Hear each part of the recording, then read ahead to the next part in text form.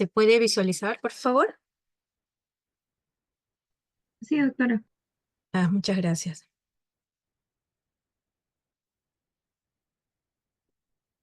Bien. Síndrome de Sjögren es una de las enfermedades que vemos en nuestra especialidad en reumatología.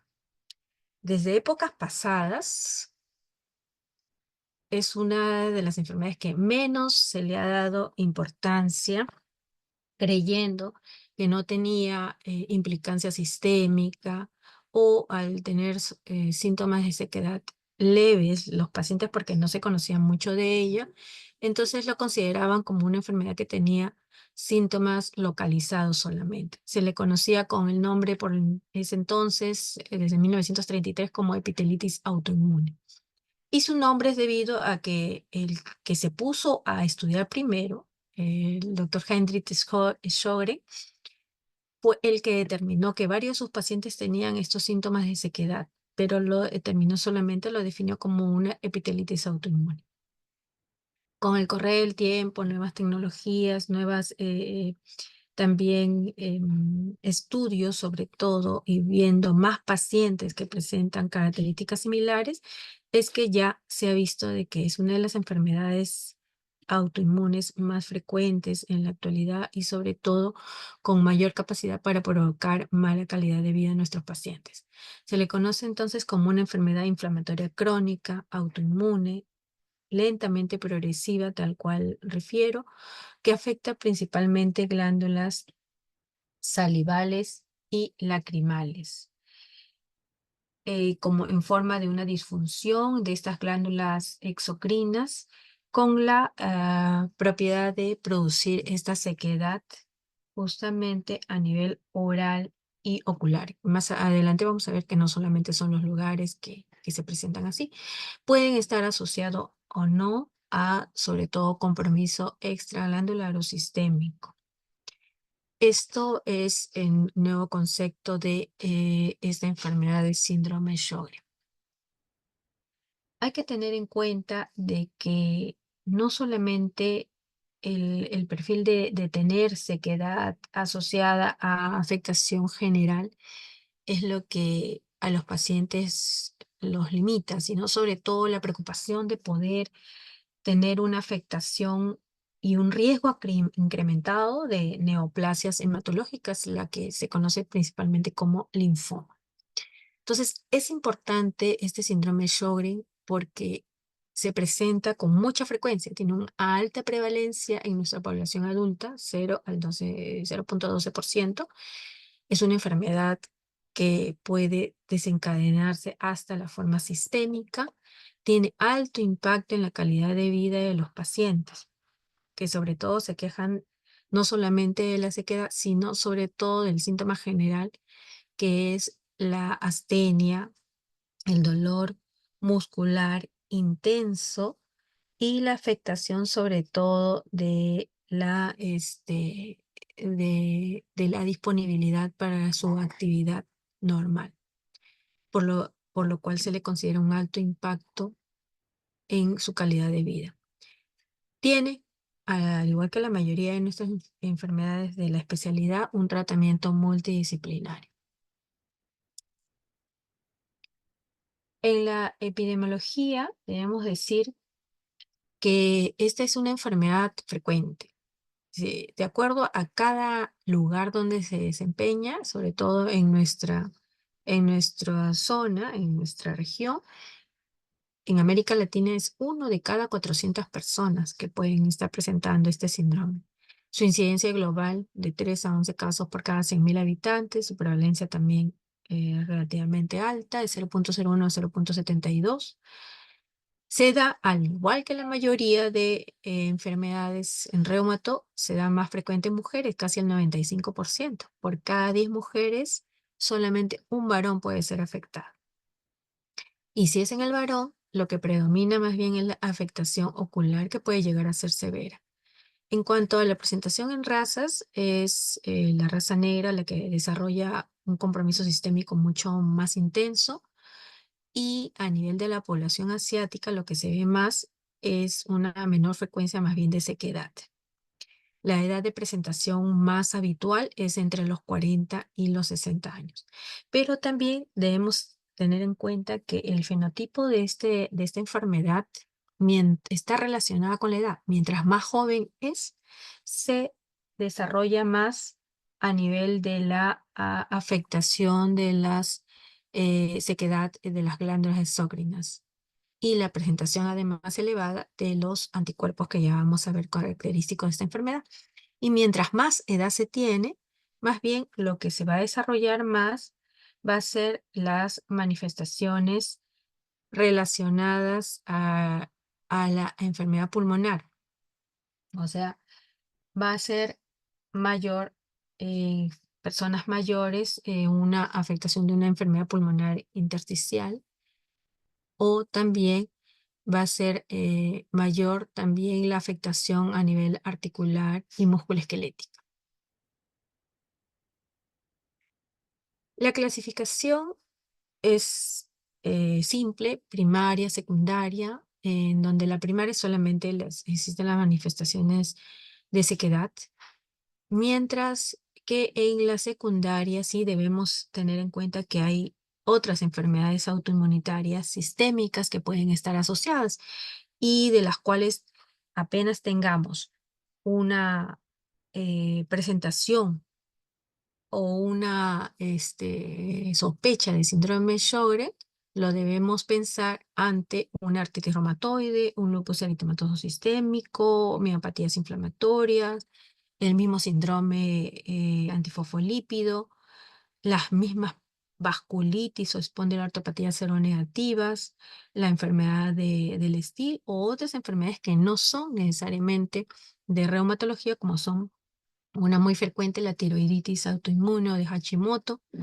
la hepatitis autoinmune, también incluso ante una diabetes mellitus, en la que puede haber también síntomas de sequedad. Hay que también ver que en el síndrome de Sjögren primario, esta enfermedad evoluciona lentamente. Su curso evolutivo puede ser benigno. Y posteriormente, según la evolución natural de la enfermedad, vamos a ver que podemos llegar incluso al desarrollo de alguna enfermedad linfoproliferativa como el linfoma.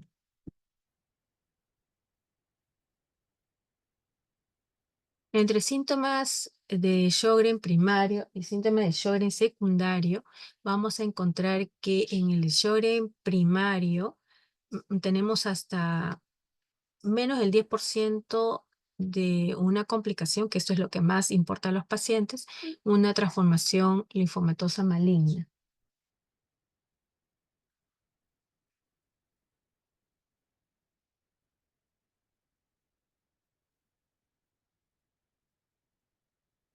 Como la mayoría de las enfermedades que se encuentran en reumatología, también tenemos los famosos criterios de clasificación. Los últimos fueron determinados en 2016, perdón, y presentados al EULAR el 2017, por el criterio de clasificación ACR EULAR del 2017, en donde encontramos sobre todo un puntaje relacionado a la biopsia de glándula salival, teniendo en cuenta un score mayor o igual a 1, cuando encontramos un número de infiltrado de células moleculares mayor a 50, estas células por 4 milímetros cuadrados de glándula salival. Ese puntaje nos da la biopsia, nos da un puntaje hasta de 3. La presencia en sangre de los anticuerpos anti-SSA, perdón, que puede ser RO60 o RO52. Se debe tener en cuenta que no son específicos, pero sí importante su presencia para la definición de síndrome Sjögren. También es un puntaje alto, hasta de 3. Luego ya la evaluación que lo hace en el consultorio de oftalmología, el que nos ayuda grandemente con este síndrome, es para detectar la sequedad en la mucosa ocular. Entonces aquí tenemos la puntuación determinada por este especialista sobre la base del uso de la fluoresceína, en donde vamos a encontrar que esta puntuación puede dar un puntaje de 1, la presencia de positividad a la fluoresceína, así como el test de Schimmer, que es bastante también sencillo para la aplicación, pero que lo hace oftalmología, lo puede hacer también el reumatólogo cuando tiene el material. Este test de Schimmer a nivel de la producción de lágrimas usando el papel de filtro. También este es un puntaje de 1. Y por último, el flujo salival total, que esto sí lo realiza cirugía de cabeza y cuello. Una prueba para medir el flujo salival recogiendo saliva en un tubo de ensayo durante al menos 5 minutos después de que el paciente haya comido algo, ¿no?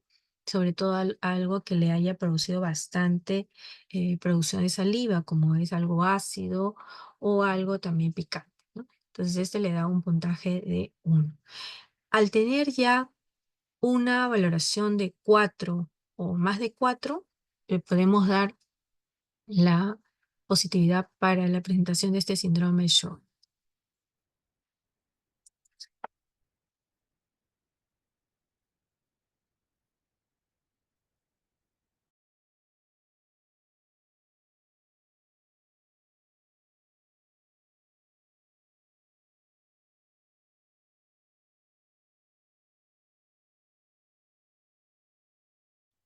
Bien, en cuanto a la etiopatogenia. En sí, esta es una enfermedad que es causada por la alteración en el funcionamiento del sistema inmunológico. En realidad son factores que tanto ambientales como genéticos, los cuales van a tener implicancia en su desarrollo. Siempre es una disyuntiva en cuanto a la patogénesis, siempre hay nuevas propuestas de la producción de ello. No se ha identificado exactamente un factor patogénico, pero sí se tiene como propuesta los virus, en primer lugar, diferentes virus, pero el virus de Epstein-Barr, el virus linfotrófico T humano o el virus de la hepatitis C, por ejemplo, hay algunas revisiones que lo implican, como los que inician son iniciadores en la patogénesis de esta enfermedad. Por otro lado, también se han implicado fármacos, diversos fármacos, sobre todo los que se han utilizado en pacientes con cáncer y que pueden estar provocando una enfermedad similar al síndrome Sjögren. Es una también descripción de últimas propuestas. Y en la genética, digamos que esta no es una enfermedad hereditaria. No se considera así porque más bien lo que es raro ver que cuando se diagnostica en una familia, no todas las personas van a tener o los descendientes, ¿no? Puede haber una presentación en un 20% de padre a hijo, pero no se considera como una transmisión familiar directa. Otros consideran los factores hormonales también, sobre todo en mujeres posmenopáusicas. Em, sea de cuál tipo el factor, vamos a tener una activación de la respuesta inmune. Hay que considerar que esta activación lleva a lo que se denomina como una epitelitis autoinmune por la producción del proceso de, o sea, la linfoproliferación de estas células que van a ubicarse en los diversos órganos y sistemas. Vamos a tener aquí la activación de los linfocitos T, los linfocitos B, que van a llevar a una extensión de la respuesta a la formación de nuevos antígenos. El modelo en realidad etiopatogénico más ampliamente aceptado en la actualidad se centra justamente en el desarrollo de esta epitelitis autoinmune que se iniciaría por un aumento de la actividad del sistema del interferón tipo 1, el cual estaría desencadenado por esos factores como virus, como tóxicos o como factor hormonal. Luego, como consecuencia, ya se produciría, como ustedes ven, una respuesta anómala a nivel de los linfocitos T y los linfocitos B. Aquí también otro cuadro en donde tenemos los factores ambientales, genéticos, una alteración de disregulación autoinmune, en donde va a haber la respuesta siempre de la epitelitis autoinmune, el desarrollo de esta epitelitis autoinmune con la participación de las diferentes citoquinas, incluso liberación de citoquinas proinflamatorias y otros mediadores también. Em,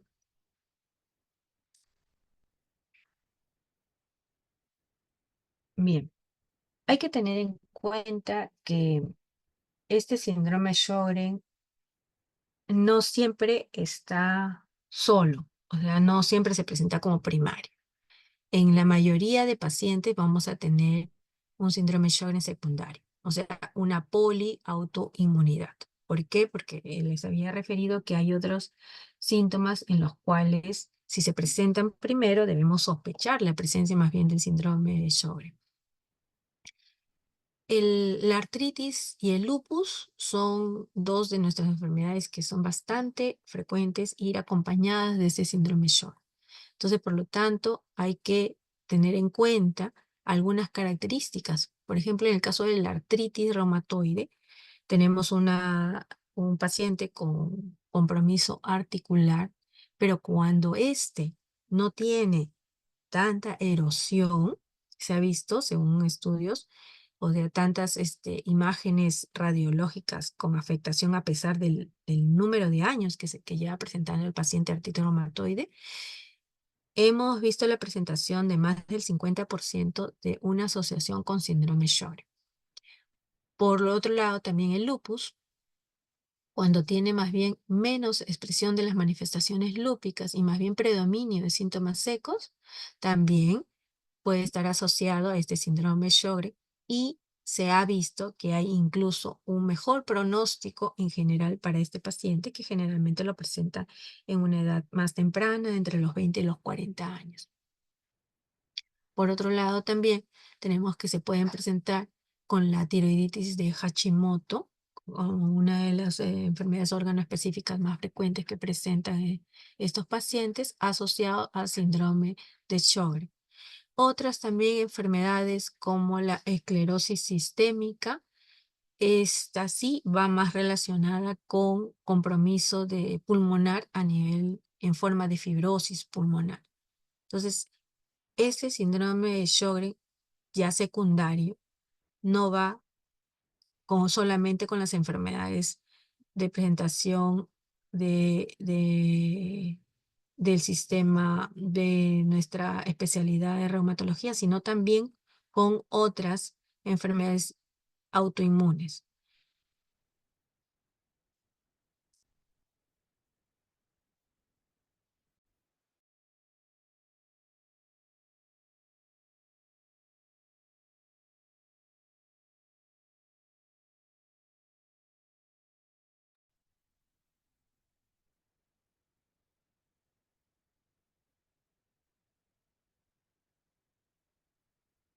Bien, en la historia natural de esta enfermedad, vamos a ver, como habíamos dicho, es multifactorial.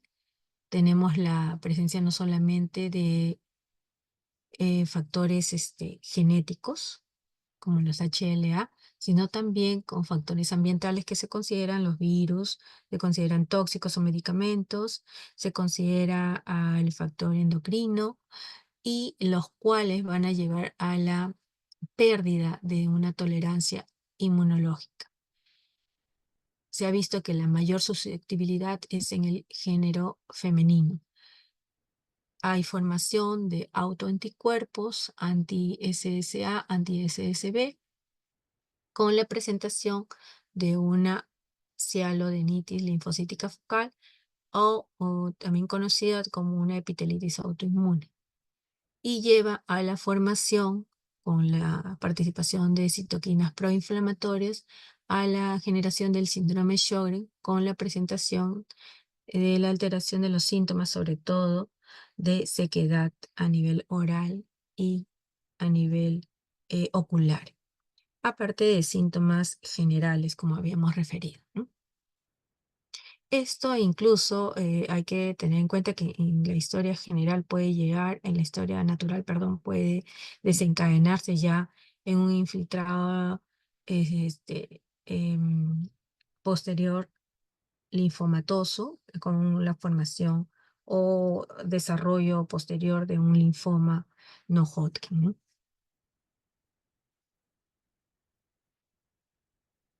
Bueno, esto es lo que más o menos les había referido. Bien, en cuanto al aspecto histológico, la histopatología. En la histopatología tenemos un alto contenido de células endoteliales, migración de linfocitos dentro de la glándula, en lo cual vamos a tener también un infiltrado linfocitario en estas estructuras de los conductos de estas glándulas acinares y ductales, que tienen estos componentes. Hay engrosamiento de estos conductos debido a la proliferación de estas células, de tal manera que disminuye el normal desarrollo, incluso la progresión de todas las líquido que debe ir por ahí, ¿no? Por esa zona. Esto lleva a que tengamos una disminución de normalmente de la segregación de líquidos en esta zona.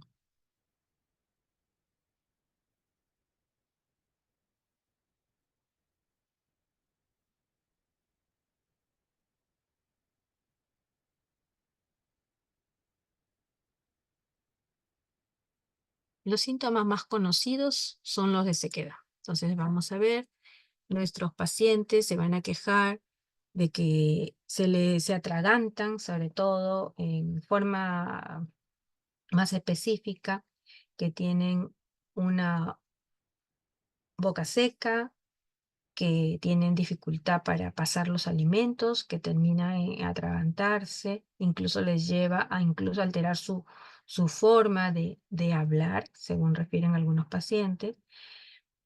Esto también hay que tener en cuenta que lleva a un mayor desarrollo de las caries en general. Por eso es que un grupo muy importante de profesionales que nos envían estos pacientes es el consultorio de odontología, ¿no?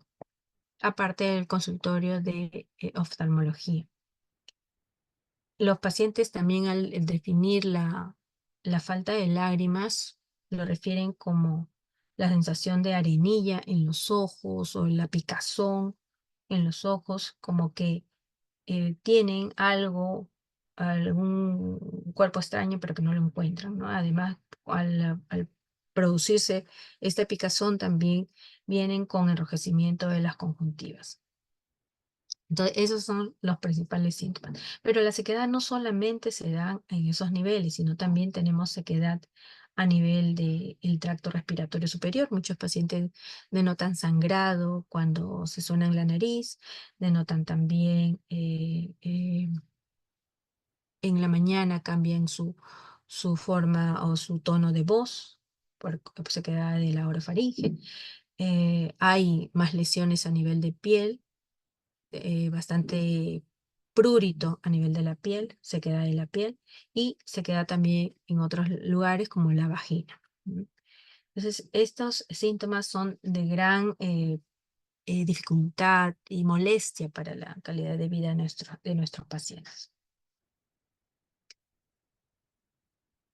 En el cuadro 1, más bien vamos a ver un incremento de la parótida, ¿no? Es así como se puede visualizar. A veces el paciente incluso no lo nota inmediatamente, a veces es otra persona a la que le refiere. Entonces la parótida megalia es también una forma de presentación de esta enfermedad. Hay pacientes que les llama la atención la presentación de inflamación de sus dedos. Al inicio puede creerse que se trata de una artritis reumatoide, pero también hay que tener en cuenta que no solamente pueden presentar eso, sino también como afectación articular van a presentar el dolor a nivel de la articulación, la inflamación en forma de sinovitis y el dolor musculoesquelético en toda la mano, a nivel de muñecas, a nivel de cada dedo de la mano o del pie. Se presenta como una forma de tenosinovitis o sinovitis. En forma de representación dérmica, tenemos la púrpura que pueden estar presentando los pacientes. Esto muchas veces es fugaz. Se presenta y 1, 2, 3 días y después desaparece. Entonces, hay pacientes que le toman foto, incluso a sus lesiones. Eso es de mucha ayuda para nosotros, pero hay otros pacientes que solamente lo cuentan, ¿no? Entonces hay que tener en cuenta también esto. Y de todas las lesiones a nivel cutáneo, la púrpura es más o menos frecuente en 10% en estos pacientes. Acá sí nos ayuda mucho la biopsia de piel que va a hacer el dermatólogo. Luego tenemos lesiones también en forma de eritema anular, como es poco frecuente que se presente un eritema anular, pero si hay, más o menos muestra esta imagen. Se conoce también este eritema anular como lupus cutáneo subagudo, ya que es un exantema eritematoso que es muy sensible a la luz. Esto asociado a anticuerpos anti-RO, porque si el dermatólogo lo ve y le pide estos anticuerpos, vamos a ver que tiene el diagnóstico prácticamente también definido. Se presenta casi en el 90% de los casos que recién debutan con esta lesión, ¿no? Bien, entonces a nivel pulmonar, como acá también nos está refiriendo, vamos a encontrar pacientes que nos refieren, o sea, nos dicen, no, de primera intención no vienen con esa sospecha, pero si le preguntamos, tienen tos persistente, pueden tener disnea o quizás ser una tos seca, propia más de una enfermedad pulmonar intersticial. A veces también hay que descartar la presencia cuando ya la tos es productiva, si es que hay bronquiectasias y más aún si está asociado quizás o no a tuberculosis, ¿no? Eso hay que detectarlo bien.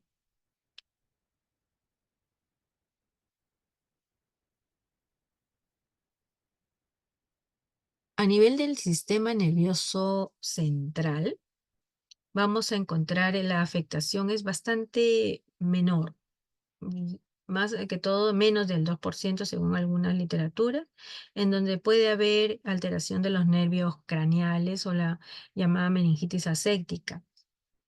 Hay pacientes que se presentan con lesiones cerebrovascular en un 80% de los casos cuando han tenido factores asociados, hipertensión o otros factores también, ¿no? Entonces hay que descartar, si no es por eso, esas razones, hay que descartar que se trate de algún síntoma muy poco frecuente del síndrome de Sjögren.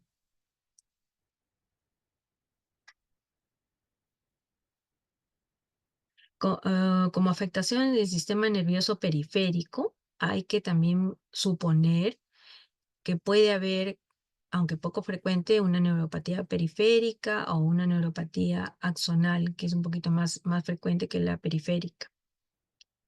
Y este dato también a nivel de las petequias de la mucosa oral, que no siempre vemos, o sea, siempre a veces confundimos y le miramos los labios, ¿no? Como les decía a algunos alumnos, el problema no está en las aftas o lesiones que vamos a ver afuera, sino en el paladar duro. Entonces ahí les encontramos unas petequias de la mucosa oral como manifestación de la púrpura trombocitopénica que puede ser un hallazgo inicial de esta enfermedad de síndrome Sjögren también, ¿no?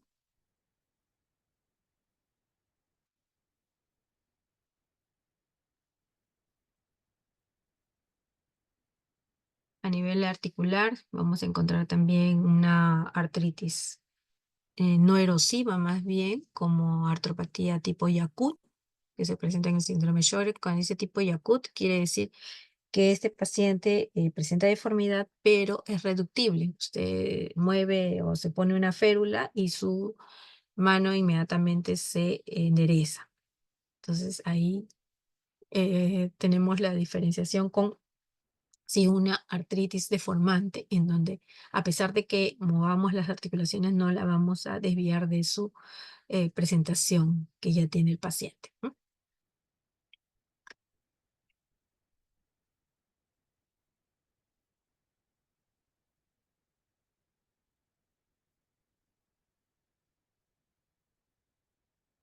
Bueno, y en los que ya les refería acerca de los síntomas de afectación glandular,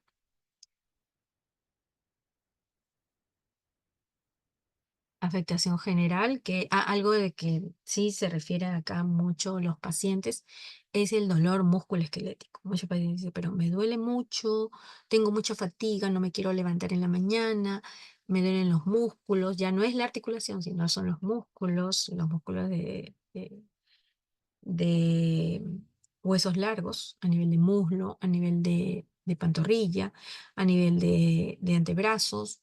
Entonces hay que tener en cuenta, a veces creemos que se trata de una fibromialgia, ¿no? Hay que descartar bien ello.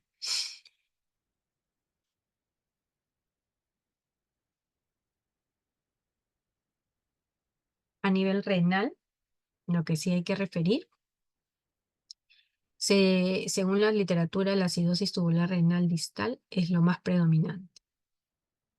Hay que tener en cuenta de que clínicamente esto se va a presentar como debilidad en el paciente. O sea, el paciente que va a demostrar incluso astenia, mayor debilidad, ese paciente hay que también hacerle un seguimiento un poco más profundo para ver si también no hay compromiso renal y está debutando con un síndrome Sjögren, ¿no?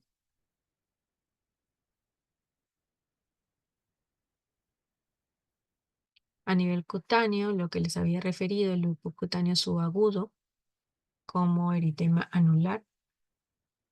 Y bien, aquí el cuadrito de afectación órgano específica del síndrome Sjögren a nivel de piel, en forma de vasculitis cutánea o eritema anular, a nivel articular, en un 16% de la artritis, a nivel pulmonar, la enfermedad pulmonar obstructiva crónica o bronquiectasias también, o en EPIC. A nivel incluso cardiovascular, también tenemos con la presencia del fenómeno de Raynaud, de una pericarditis. A nivel del hígado, una cirrosis biliar primaria o una hepatitis autoinmune, hay que sospechar del síndrome Sjögren. En el riñón, la acidosis tubular renal, a nivel del sistema nervioso periférico, la polineuropatía sensitiva motora, a nivel del sistema nervioso central, lesiones de médula. Hay que descartar siempre esclerosis múltiple también acá, si no se está tratando de esa enfermedad neurológica. A nivel de tiroides, la tiroiditis Hashimoto, la más común, y hematológico, si va junto o no con lupus, hay que descartar también una anemia hemolítica autoinmune que puede presentarse con poca frecuencia también en estos pacientes, ¿no?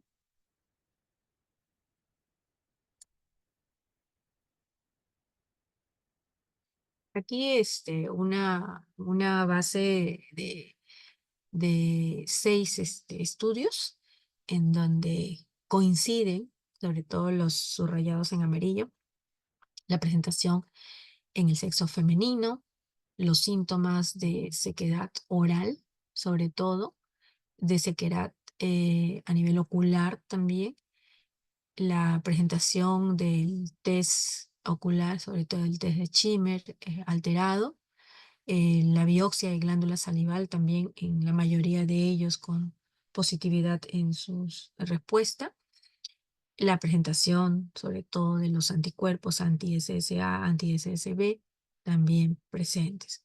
Hay otros síntomas, hay otros signos que pueden ser con menos frecuencia, pero que sí hay que tenerlos en cuenta, como lo vamos diciendo, ¿no? Estas series se han presentado con pacientes en buena cantidad. La de Brito es la que tiene más pacientes, 10.500 pacientes, ¿no? Entonces son series que sí nos hablan entonces de resultados que se ven en nuestros pacientes. Este es un cuadrito de las manifestaciones clínicas y presentaciones sistémicas ante las que hay que descartar un síndrome de Sjögren, ¿no? Si tenemos un paciente con lupus cutáneo subagudo, es el dermatólogo, un paciente con escleritis recurrente, el oftalmólogo ya sospecha quizás algún síndrome de Sjögren, la vasculitis leucocitoclástica, que también es vista por el dermatólogo. A nivel renal, la parálisis hipopotasémica, nefrocalcinosis, lo ve el nefrólogo. Entonces estamos relacionados con todas las especialidades también para ver ante un síntoma, poder sospechar también una enfermedad autoinmune de tipo reumatológico, como es el síndrome de Sjögren.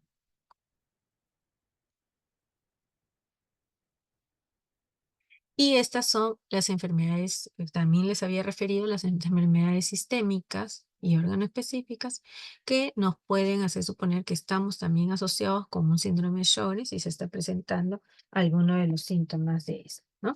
Entonces, ante la presencia de esto, verificar si no estamos no solamente ante una, sino ante dos enfermedades.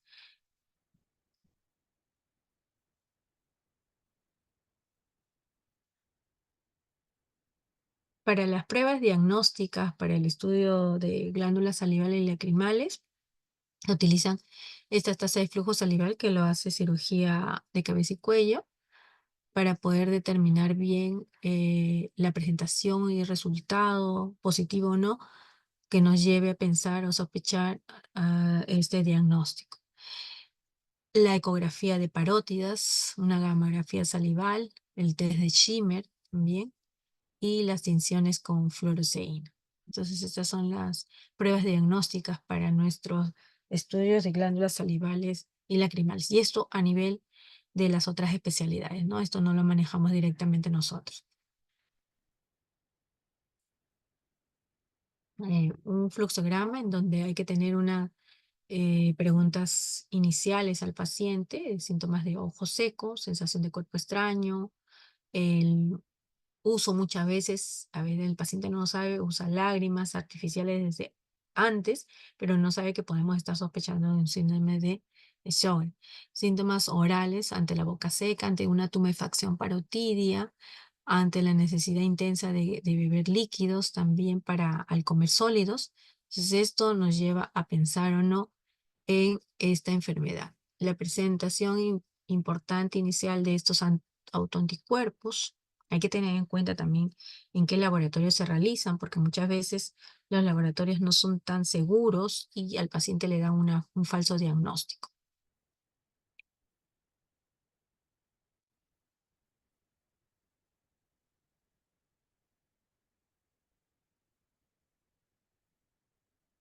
Ya les había presentado, si no me equivoco, los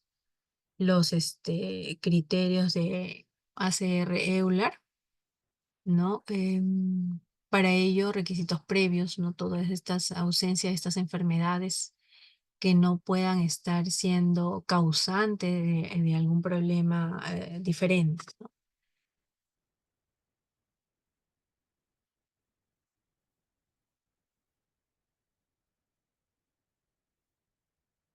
Hacer hincapié de que los factores de riesgo cardiovascular sí deben vigilarse mucho, muy intenso, muy profundo, ya que hay un gran riesgo de accidentes cerebrovasculares, por ejemplo, infartos del miocardio o tromboembolismo en los pacientes con síndrome de Sjögren.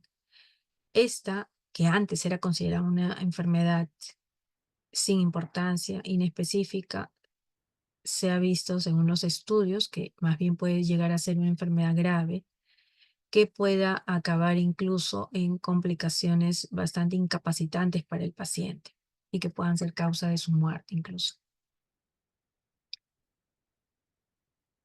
A nivel pulmonar y renal, la EPID y la glomerulonefritis vienen a ser esas enfermedades, estas complicaciones, ser más bien responsables de una mala evolución en nuestro paciente con síndrome de Sjögren, aparte de la presentación de un linfoma, que también le lleva a una menor supervivencia al paciente.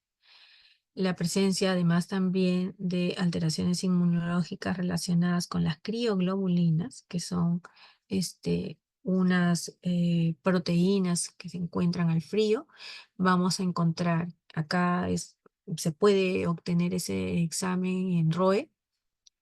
Vamos a tener también que son marcadores conjuntamente con el factor reumatoide, la disminución de complemento e inmunoglobulinas monoclonales también, que van a determinar una mala evolución de la enfermedad. Nuestros pacientes con artritis reumatoide que tienen un alto valor de factor reumatoide, también a la larga se ha visto, según algún estudio, de que hay un porcentaje importante de pacientes, un 30%, que están desarrollando también síndrome Sjögren y lo lleva a una mala evolución de la enfermedad. Tanto significa como para la artritis mala evolución que como para el síndrome Sjögren.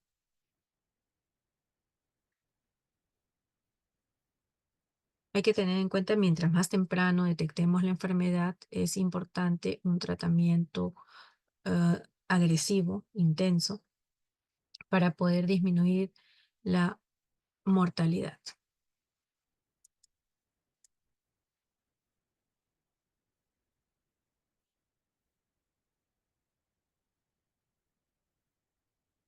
La peor complicación del paciente, o sea, la que tiene menor sobrevida, obviamente es la presentación del linfoma y se ve en el 2% de nuestros pacientes. Hay que tener en cuenta que el diagnóstico se demora incluso al no sospechar de esto del paciente. No se tiene como una prueba a todos los pacientes que presentan síndrome de Sjögren, pero sí en cada consulta vamos preguntando sobre todo la presentación clínica de ganglios aumentados de volumen o otras características clínicas, entonces vamos a sospechar de la presencia de este cáncer. Entonces es importante tener en cuenta esto en la consulta por síndrome de Sjögren a nuestros pacientes.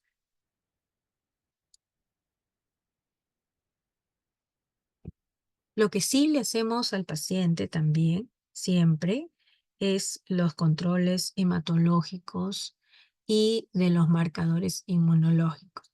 Entonces, si vemos que hay una mayor actividad sistémica con la presentación clínica, en general astenia, mialgias, además también de disminución de hemoglobina o de glóbulos rojos y glóbulos blancos, vamos a tener también un riesgo aumentado en nuestra detección de linfoma. Por lo tanto, siempre hay que hacer los controles necesarios para que se pueda atender a tiempo cualquier complicación, sobre todo las mayores, para mejorar la calidad de vida de nuestros pacientes, ¿no?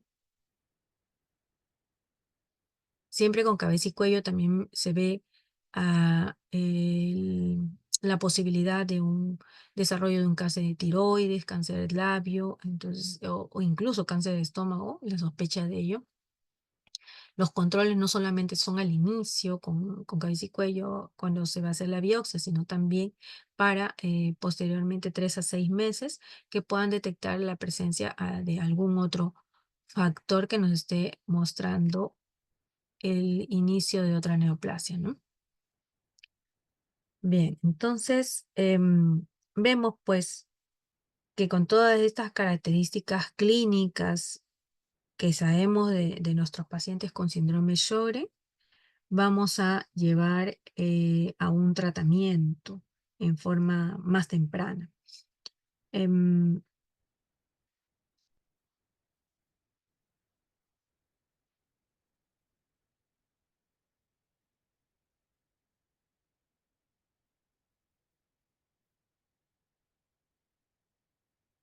Siempre hay que explicar al paciente porque ese nombre nomás síndrome de Sjögren, ellos al inicio se quedan con solamente sequedad de ojos, sequedad de boca, pero debemos educar a nuestro paciente en todas las complicaciones que podamos tener de ello. Hay que prevenir posibles complicaciones que se den ante esta sequedad, sobre todo ante no solamente, como les digo, estas mucosas, sino también diferentes mucosas que tenemos en el cuerpo. También debemos prevenir ante sospecha de la malignidad Esto hay, como les decía anteriormente, con los exámenes para detectar neoplasias, si vemos un fenómeno de reino bastante persistente, marcado, que no calma con la medicación, puede darnos la sospecha de esta malignidad, o la presencia de gamma-apatía monoclonal en el examen pertinente. Claro que esto no se hace por el CIS, pero quizás indicarle algo más que se pueda realizar los pacientes para poder salir de la duda de sospecha de un problema maligno. Se utilizan sustitutos, o sea, se utiliza el tratamiento en forma local para disminuir el síntoma local. Lágrimas, saliva sustituta, lubricaciones a nivel vaginal, a nivel de las fosas nasales, de los oídos, porque todas esas mucosas se secan extremadamente y le producen bastantes problemas al paciente. Otros fármacos que ya vamos a referir más adelante para es producir más saliva. En forma sistémica también el uso de pilocarpina o cevimeline, también que no hay este último en nuestro medio. O también el uso, sobre todo para el tratamiento de la artritis y de la artralgia. Los analgésicos antiinflamatorios se deben utilizar para este dolor musculoesquelético, teniendo en cuenta los efectos secundarios. Hay que también ver que el primer antirreumático que se utiliza es la hidroxicloroquina para nuestros pacientes. Ya el uso de corticoides va a restringirse solo a las personas con enfermedad sistémica activa, que nos van a ayudar sobre todo para controlar esos síntomas. La queratoconjuntivitis seca generalmente es vista por el oftalmólogo, pero sabemos que el tratamiento ya con hidroxicloroquina por un lado o metrotexate por el otro, o sea, los fármacos iniciales, vamos a tener también conjuntamente con este tratamiento local mucha mejoría en la sequedad a nivel ocular. Entonces, esto lo hace oftalmología. El tratamiento de la xerostomía solamente cabe aquí incrementar la salivación. Y para ello, teníamos antes un producto que era salival, que era sustituto de la saliva, pero creo que se ha descontinuado, ¿no? Ya no lo traen acá. Por ahí que uno u otros pacientes lo utilizan, pero hay que utilizar otras formas. Uno bastante económico y más asequible a nosotros es el que el paciente mastique goma de mascar sin azúcar para que no le produzca caries también, ¿no? La estimulación de la salivación. También con productos ácidos, quizás con limón, em, y el que use obviamente bastantes líquidos, ¿no? Por otro lado, la pilocarpina se utiliza también en forma de inyectables o tabletas. Son aprobados por el tratamiento de la xerostomía. Acá no hay ciclosporina en forma tópica. Hubo en algún momento para uso dermatológico, pero ya no se utiliza para la xerostomía. Los tratamientos sistémicos es de acuerdo a la enfermedad que está relacionada generalmente el síndrome de Sjögren secundario, ¿no? Si es con artritis, con lupus, con esclerosis sistémica o las diferentes enfermedades.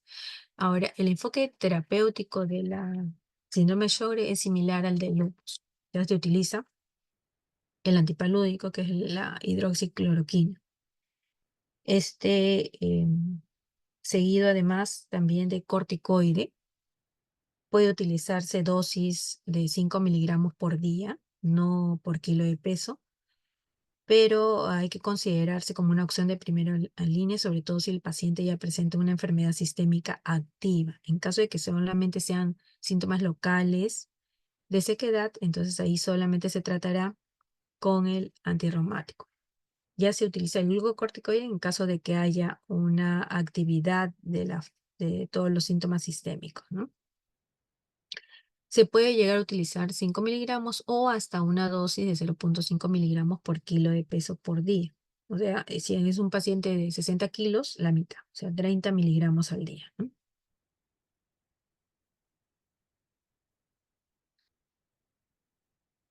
Otros antirreumáticos también que se utilizan para el síndrome de Sjögren es el metrotexate, que lo tenemos más a mano, es más cómodo, económico. El paciente lo utiliza con mucha frecuencia, sobre todo es cómodo para poder, se acuerda en qué horario, una vez a la semana o dos. Así tiene bastante educación en cuanto al uso de este metrotexate, y los efectos adversos, si se da de esa forma, son menos para el paciente, ¿no? Hay que tener en cuenta que, por ejemplo, el paciente que lleva síndrome de Sjögren secundario conjuntamente con una hepatitis autoinmune, obviamente esto no se va a utilizar, porque ya sabemos que el metrotexate es hepatotóxico. En ese caso, utilizaremos una hidroxicloroquina, o también hay otros fármacos como azathioprina, hay ciclofosfamida, micofenolato, hasta leflunomida que se puede utilizar en estos pacientes. Eso siempre y cuando haya problemas en forma sistémica, o sea, manifestaciones sistémicas. Aquí en este cuadro, el tratamiento prácticamente localizado, ¿no? Para la rinitis, esto lo ve dermatología o otorrino, perdón. eh, le podemos indicar quizás alguna aceites nasales, descongestionantes, pero eso con la ayuda de otorrino. Para la fatiga va muy bien el utilizar hidroxicloroquina, aparte de terapia física. Y obviamente el problema a nivel de las mucosas de vagina, vamos a tener ya también conjuntamente con ginecología el tratamiento para ello.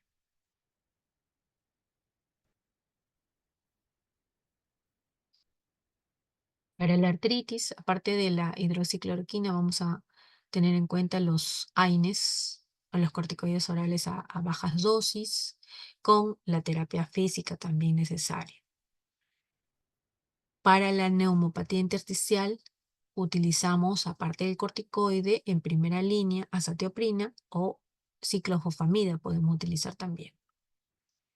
Para el problema sí, renal, sí necesitamos sobre todo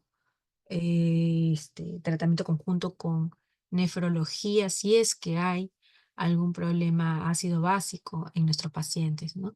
Para la neuropatía periférica se adiciona gabapentina u otro antidepresivo que pueda ayudar a nuestros pacientes a mejorar ese síntoma. Para la vasculitis, sí va muy bien el uso del corticoide de impulsos con metilprednisolona. Ya, si el paciente tiene una complicación mayor, ya se llegaría a la plasmaféresis, eso en un paciente hospitalizado, obviamente, ¿no?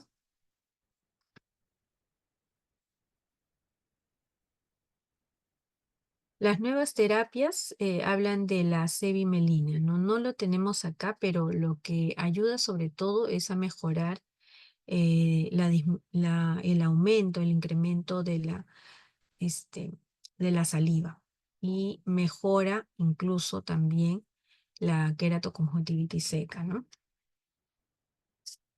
Otro tratamiento que sí se habla y se ha mostrado muchas mejorías es los tratamientos biológicos. Los tratamientos biológicos nos ayudan en estos pacientes con síndrome Sjögren. Se ha utilizado inicialmente el infliximab, otro tratamiento biológico, etanercept, rituximab, y hay nuevas evidencias de que se puede utilizar incluso el belimumab en los pacientes con síndrome de Sjögren. La diferencia es sobre todo el precio, el acceso. La accesibilidad no es tan próxima económica, sobre todo para estos para dar a estos pacientes, ¿no? Por el costo que implica. Pero es un tratamiento que nos ayuda sobre todo a manejar también esta sequedad, estas alteraciones y sobre todo la forma sistémica en nuestros pacientes, ¿no? Sabemos que el seguimiento de estos pacientes no solamente necesita de reumatología, sino de un equipo multidisciplinario. Y hemos visto que se trata conjuntamente con neumología, con nefrología, con dermatología, con hematología, ¿no? Hay también factores de riesgo cardiovascular, por lo tanto, cardiología también necesita tener participación en el tratamiento de estos pacientes. Entonces, para todo ello es necesario siempre tener un tratamiento multidisciplinario para nuestros pacientes de síndrome de Sjögren. En forma general, lo que sí todo médico debe hacer es insistir en una buena hidratación para los pacientes, en la disminución del azúcar, sobre todo si tienen esta enfermedad, el azúcar va a empeorar el problema de caries, por ejemplo, en estos pacientes también, ¿no? Y posteriormente incluso llegar a problemas infecciosos a estos niveles. Hay que evitar siempre los fármacos que provoquen sequedad. Sabemos que muchos antihistamínicos, que son de libre expendio, pueden llegar a empeorar este síntoma. Por lo tanto, si se indica, el antihistamínico es de 3 a 5 días y no más, ¿no? Para poder ayudar también a disminuir la sequedad. Ya en pacientes con predisposición, imagínense que tengan más sequedad, ¿no? Em, Evitar también mucho los ambientes de baja humedad y el uso constante de aire acondicionado también puede llevar a nuestros pacientes con alteración en el manejo de estos síntomas.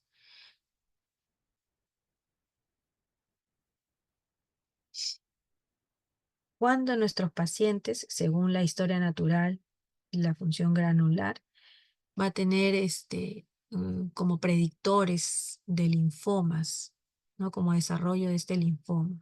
¿Qué nos va a decir? Cuando hay un persistente aumento de volumen de la glándula parótida, eso nos debe llevar a pensar en ello. Una esplenomegalia, la presencia de linfadenopatías, una púrpura palpable, las úlceras en las piernas. Por eso es que siempre hay que estar en constante comunicación, pregunta, para que se pueda enviar al especialista designado para cada ello, para que pueda sacar del cuadro a estos predictores del linfoma. Y a nivel serológico, los bajos niveles de complemento 4, bueno, el uso de este examen crioglobulinas no se toma en realidad por su alto costo, porque muchas veces no está en todos los laboratorios y el paciente no tiene acceso para esto. Pero sí hay varios síntomas clínicos que nos pueden llevar sobre todo a adelantarnos al desarrollo de estos linfomas, ¿no? También un factor reumatoide bastante alto también nos puede asociar el desarrollo de un linfoma, así que hay que tener en cuenta eso para nuestros pacientes, ¿no? Bien, otra cosa que también les quiero referir es que el linfoma, como una de las peores complicaciones para esta enfermedad, debe debe detectarse en todo momento y debemos estar prevenidos para poder ver ante la menor sintomatología, ¿no? Ya que es responsable del 2% de mortalidad en nuestros pacientes. Además, también hay que tener en cuenta que hay otras neoplasias malignas que también se consideran como complicaciones para nuestros pacientes que, sobre todo a nivel de hematología, tienen que ir descartando, como es a nivel de cáncer de tiroides, cáncer de labio, de la cavidad oral, incluso a nivel gastro, cáncer de estómago, que puedan estar asociados también con la presencia de síndrome de Sjögren de forma secundaria. Entonces, esto conjuntamente nos hace llegar a pensar que no solamente es el tratamiento de reumatología, sino un tratamiento multidisciplinario con todas las especialidades que participan en la presentación de síntomas en esta enfermedad. Bien, jóvenes, preguntas, por favor.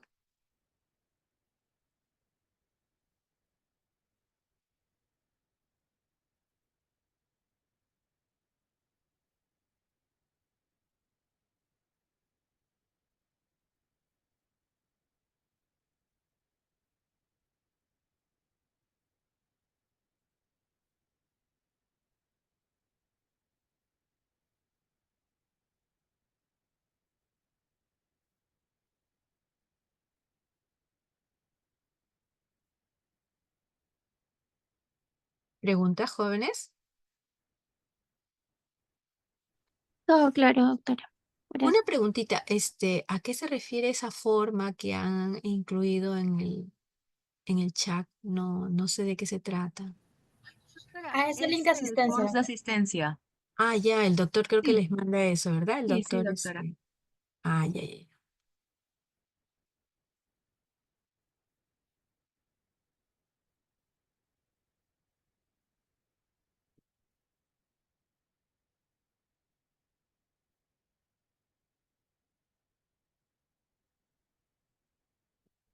Pero acá les ha referido, más acerca de fibromialgia. Sí, el doctor nos pone un pequeño test de la clase pasada. Ah, ya, ustedes, la Ajá. última clase, yo pensaba que era de la clase de ahora. No, la siguiente clase nos va a poner el test de esta clase. Ah, ok, ok, Ujú, sí, doctora. listo. Bueno, entonces, ¿no tienen ninguna pregunta, jóvenes?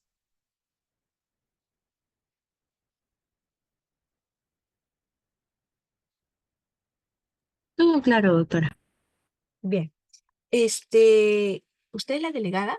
¿Quién es la delegada? Sí, doctora. Yo ¿No podemos le quedar había por escrito también. interno? O sí, por para poder ver acerca del desarrollo en esta semana, creo que le toca a su grupo, ¿no? Según me refirieron. ¿Cómo, doctora? Disculpa. ¿Es el grupo 5 de práctica?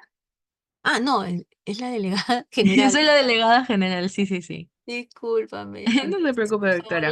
Marce el grupo Osos que es le la delegada de su toca, por hospital. favor, me escribe el grupo que le toca.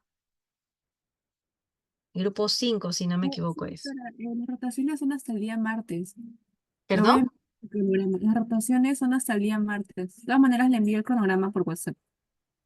¿Rotación de qué? Doctora, de práctica. Por eso, quiero, por Sí, favor, sí, comunícate sí, con. sí. No ¿Ya? se preocupe. Ok, doctora. Gracias.